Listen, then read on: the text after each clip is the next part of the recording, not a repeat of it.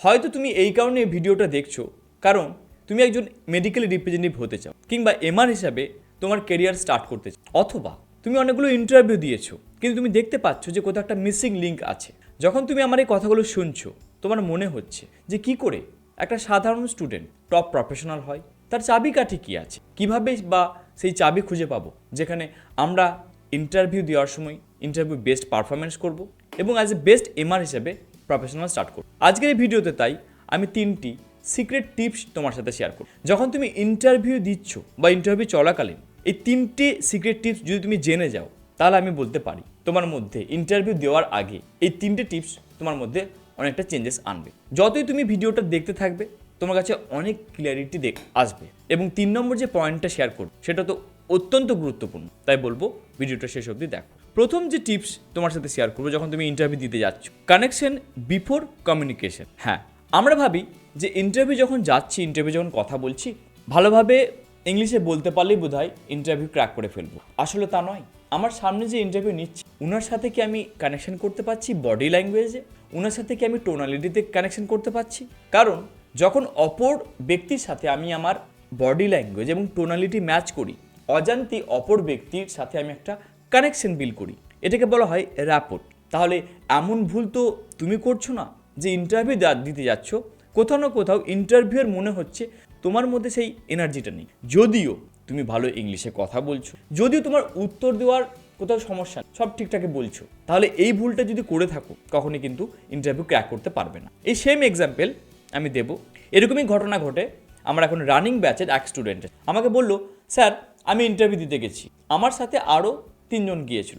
একজনকে দেখলাম সে আমার থেকে অনেক পাতলা, তার পার্সোনালিটি খুব একটা মনে হচ্ছিল না যে আমার থেকে বেটার ছিল, কিন্তু তাকে সিলেকশন করলো, আমাকে না। আমি একটা জিনিস লক্ষ্য করলাম যে সে যখন ইন্টারভিউ দিচ্ছে, যখন কথা বলছে, তার লাউডে কথা বলছে, স্পষ্ট কথা বলার চেষ্টা করে, যেমনই আনসার দিক। কিন্তু আমি যখন কথা বলছিলাম একটু ধিমি করতে, আস্তে আস্তে বল। আমি তখন তাকে এটাই বললাম, এই ভুলটাই তুমি করে এসেছো। যে ইন্টারভিউ নিচ্ছেন ওনার হয়তো ভালো লাগে একটু লাউড স্পিকে কথা বলার, একটু এনার্জেটিক দেখতে পছন্দ করেন, আর তুমি হয়তো এনার্জি শো করতে পারোনি। এই একটি কারণ তোমার কিন্তু ইন্টারভিউ ক্যান্সেল করে দিবে। 2 নম্বর পয়েন্ট, লাভ দ্য নো।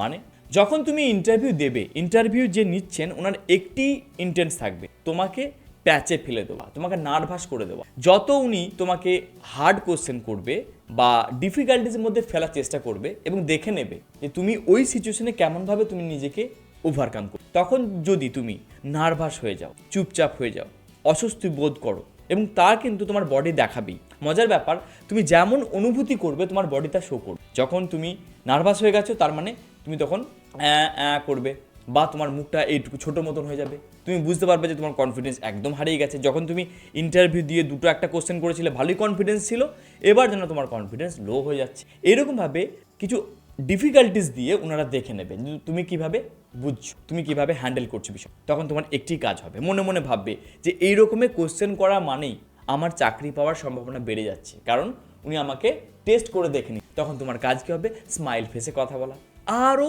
ধীর স্থির শান্ত থাক। যত বেশি নার্ভাস হয়ে যাবে, ওভার এক্সাইটেড হয়ে যাবে, ভুলভাল অ্যান্সার দেবে, ভুলভাল কমিউনিকেট, আর তাতে কিন্তু ইন্টারভিউটা খারাপ হয়ে যাবে। এই ভুল কিন্তু করবে না। 3 নম্বর রুলসের নাম হচ্ছে 70-30 রুলস। তার মানে যখন তোমার সাথে ইন্টারভিউ নিচ্ছে কেউ, তুমি চেষ্টা করো যে 70% শোনা উনি কি কোশ্চেন করছেন। অনেক স্টুডেন্টকে আমি দেখেছি ওভার কনফিডেন্স, বক বেশি করে, ভাবে আমি একটু বেশি বক করলে আমাকে নিয়ে নেবে। অ্যাকচুয়ালি তা নয়, কারণ আমার সামনে যে ব্যক্তি আছেন উনি কি কোশ্চেন করেছে আমি অর্ধেক শুনেছি, বক করতে শুনেছি, এবং টু দ্য পয়েন্ট না কথা বলে ঘুরিয়ে ফিরিয়ে প্রচুর রকমের একদম জিলাপির প্যাচ করছি অ্যান্সারে।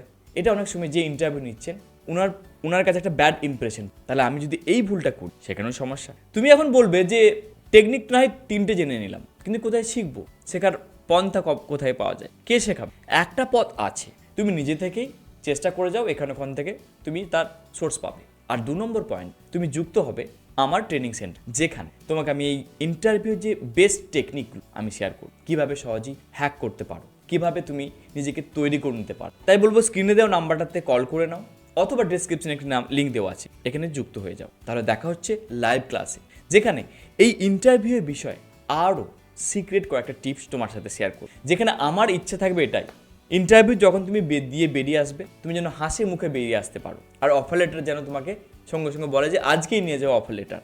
আর আর জয়েন করে যাও কাল থেকে। আমি জানি এই ভিডিওটার তোমার অনেকগুলো প্রশ্নের, অজানা প্রশ্নের উত্তর তুমি পেয়ে গেছো। আর বলবো যে তোমারই মতন আর 3টে বন্ধুর সাথে শেয়ার করে দাও আমার ভিডিওটা, আর সাবস্ক্রাইব করে দাও এইরকমই ভিডিও পাওয়ার জন্য। কারণ আমি জানি যে যত তুমি ভিডিওটা আমার সাথে দেখেছো, যতটা তুমি আমার সাথে অ্যাটাচমেন্ট ফিল করছো, আমিও তোমার প্রতি অ্যাটাচমেন্ট ফিল করছি। তাহলে ভালো থেকো, পরের ভিডিওতে আবার দেখা।